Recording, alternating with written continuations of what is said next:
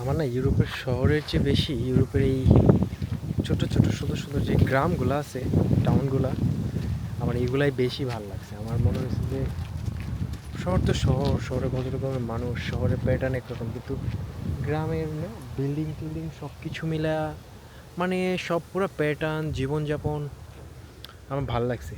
এদের একটা সুবিধা, এদের মানুষে গিজগিজ করে না, মানুষ কম সব জায়গাতেই।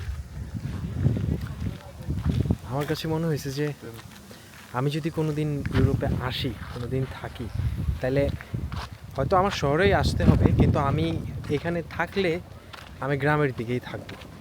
মানে গ্রামের দিকে মানুষজন থাকে না, বা ইমিগ্রেন্ট যারা যারা আমাদের মতো অন্য দেশ থেকে আইসা এখানে স্থায়ী বসবাস করতে চায়, এরা গ্রামে থাকে না, কারণ গ্রামে আসলে টাকার সোর্স হয়তো বা কম। আপনি হয়তো এখানে শান্তিতে জীবনযাপন করতে পারবেন, কিন্তু আপনি এখানে ওই রকম পয়সা পয়সা কামাইতে পারবেন না। এই হচ্ছে বিষয় আর কি।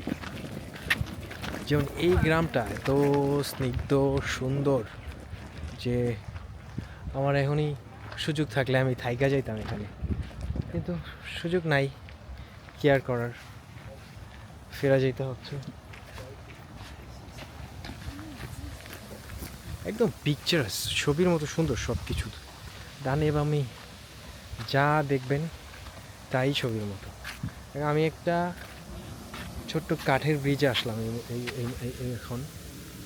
এই যে দেখেন, আমি যদি একটু ঘোরায়া দেখাই,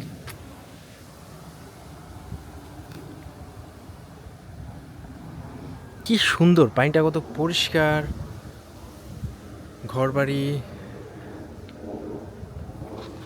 তারপরে এই পাশেও সেম। এবং এটা ছোট্ট সুন্দর একটা যে কাঠের ব্রিজ।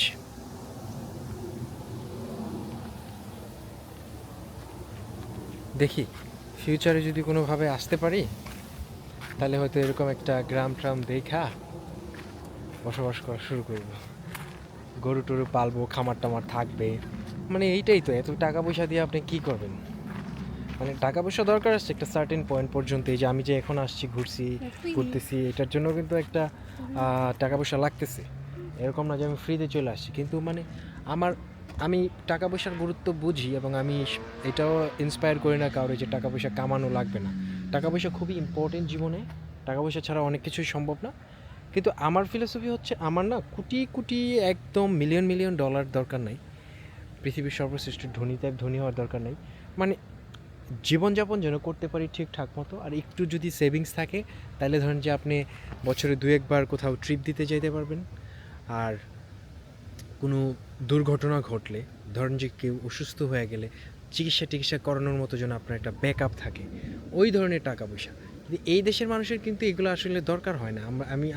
আমরা এই চিন্তাটা কিন্তু আমরা করতেছি আমাদের দেশের পার্সপেক্টিভে, কারণ আমাদের দেশে হেলথ ইন্স্যুরেন্স বা গভর্নমেন্ট থেকে চিকিৎসা এই ধরনের সেবাগুলো আমরা পাই না।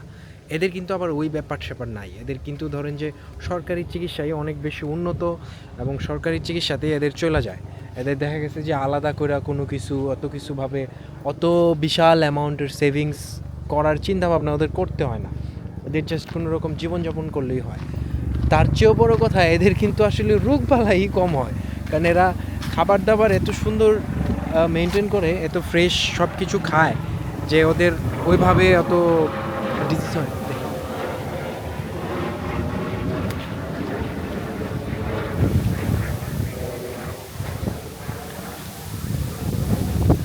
কি সুন্দর শব্দ, মানে হেলিকপ্টারের শব্দ নাই, যে এই পাথার ঘষাঘষির যে শব্দ, সেটার কথা আমি বলতেছি। একটা হেলিকপ্টার গেল, এই আর কি। সো ইয়েস, আমি আসলে এরকম কোনো সুন্দর স্নিগ্ধ গ্রামে আমার বাকিটা জীবন কাটাইতে চাই। সৃষ্টিকর্তা যেন আমার এই উদ্দেশ্যটা পূরণ করে। You people should pray for me, or say amen to when I am saying যে আমি আসলে এভাবে জীবনযাপন করতে চাই। হিংসা করবেন না, হিংসাতে কিছু হয় না। আপনি যদি অন্যের খুশিতে খুশি হন, সৃষ্টিকর্তা আপনার জন্য ভালো কিছু রাখবে। কারণ অন্যের খুশিতে খুশি হইলে আপনার কোনো ক্ষতি হবে না। অন্যের খুশিতে যদি আপনার খারাপ লাগে, আপনি যদি জেলাস ফিল হন, তাইলে আপনার প্রবলেম আছে, এটা থাকতেই পারে। তবে আপনি এটা ওভারকাম করার চেষ্টা করেন, আপনি দোয়া করেন নিজের জন্য, অন্যের জন্য, ভালো কিছুই হবে। Best wishes for everyone. সবার, আপনাদের সবাই যে এই ভিডিওটা শেষ পর্যন্ত দেখছেন বা যে না দেখছে, সকলের আসলে মনের আশা পূর্ণ হোক। সবাই তাদের যে ড্রিম আছে সেই উইশগুলো যেন পূরণ হয়, আমি সেই উইশ করি সবসময়, সেই দোয়া করি সবসময়। এবং মানে যতক্ষণ পর্যন্ত আপনার উইশ আরেকজনের জন্য হার্মফুল না, ততক্ষণ পর্যন্ত আপনার উইশ পূরণ হয়ে যাক। That's it.